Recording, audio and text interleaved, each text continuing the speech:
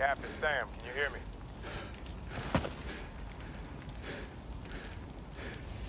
On your left.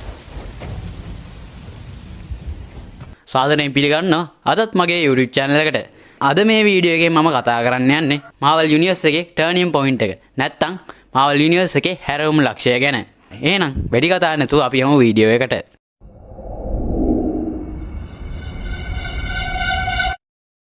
මොකද්ද මේ Marvel Universe එකේ turning point එක කියන්නේ? Marvel එකේ දැන් තියෙන timeline එක නැත්තම් Earth 616 කියන universe එකේ ආරම්භය සිද්ධ වෙච්ච තැන තමයි මේ Marvel Universe එකේ turning point එක කියන්නේ. Marvel Universe එකේ turning point එකේ ඉඳලා මේ දාක ආපු හැම ෆිල්ම් එකක්ම අයිති වෙන්නේ මේ Earth 616 කියන universe එකට. මොකද්ද Marvel Universe එකේ turning point එක ඇති වෙන්න හේතුව? Marvel Universe එක 1999 2000 වගේ කාලය ඇතුළත ගොඩක් බංකොලොත් භාවයට පත් වෙලා තියෙනවා.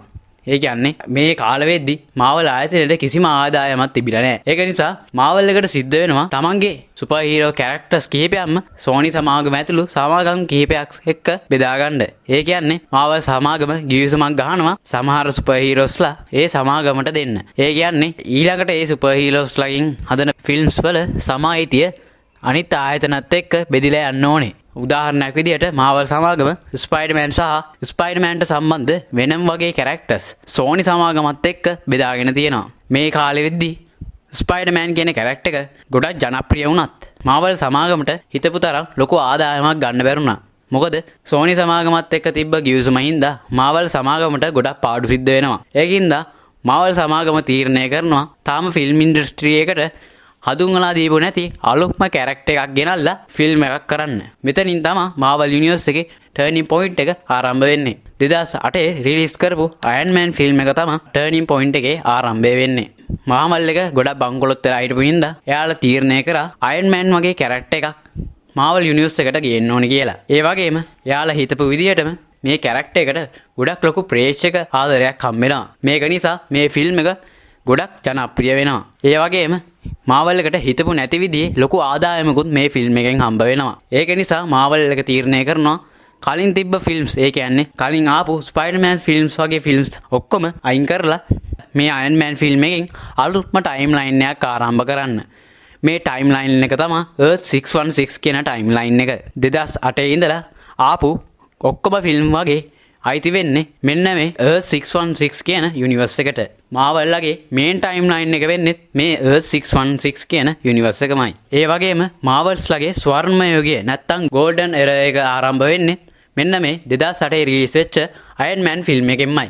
සමහර විට මේ ටයිම්ලයින් එකට අයිති නැති තවත් ෆිල්ම්ස් Marvels විසින් රිලීස් කරන්න පුළුවන්.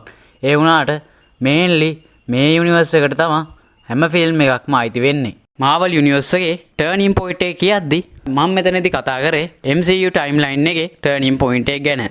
මොකද Marvel Universe එක කියද්දි Marvel animation, Marvel comics, Marvel films කියන ඒ ඔක්කොම මේ Marvel Universe එකට තමයි අයිති වෙන්නේ. ඒ වුණාට MCU කියන්නේ Marvels වල films විතරක් අයිති වෙන universe එකට. ඒ වගේම MCU කියන එකේ තේරුම වෙන්නේ Marvel Cinematic Universe කියන එක. ඔන්න ඕක තමයි Marvel Universe එකේ turning point එක කියන්නේ. මේක හින්දා Marvel එකට ගොඩක් ලොකු සාර්ථකත්වයක් ලැබුණා. වර්තමාන වෙද්දී Marvel එකේ ගහපු සමහර ෆිල්ම්ස් වලට එච්චර හොඳ ප්‍රතිචාර හම්බෙලා නැහැ. ඒ වුණාට මම හිතනවා අලුතෙන් එන Avengers Doomsday ෆිල්ම් එකට එහෙම ගොඩක් ලොකු ප්‍රේක්ෂක ප්‍රතිචාරයක් හම්බ වෙයි කියලා. මොකද මේ වෙද්දි හැම Marvel fans කෙනෙක්ම බලන් ඉන්නේ මෙන්න මේ මූවි එක රිලීස් වෙනකන්. මොකද Marvel එකේ අනාගතයේ තීරණය වෙන්නේ මේ Avengers Doomsday කියන ෆිල්ම් එකෙන්. මොකද ඊළඟට එන්න තියෙන Avengers Secret Wars කියන ෆිල්ම් එකත් හැදෙන්න බලපාන්නේ මෙන්න මේ Avengers Doomsday කියන කතාවමයි. ඒක හින්දා මේ ෆිල්ම් එක Marvel Universe එකට ගොඩක් බලපානවා. ඔන්න ඕක තමයි Marvel Universe එකේ turning point එක ගැන මට කියන්න තියෙන්නේ. එහෙනම් තවත් අලුත් වීඩියෝ එකකින් හම්බෙනකම් අදට goodbye.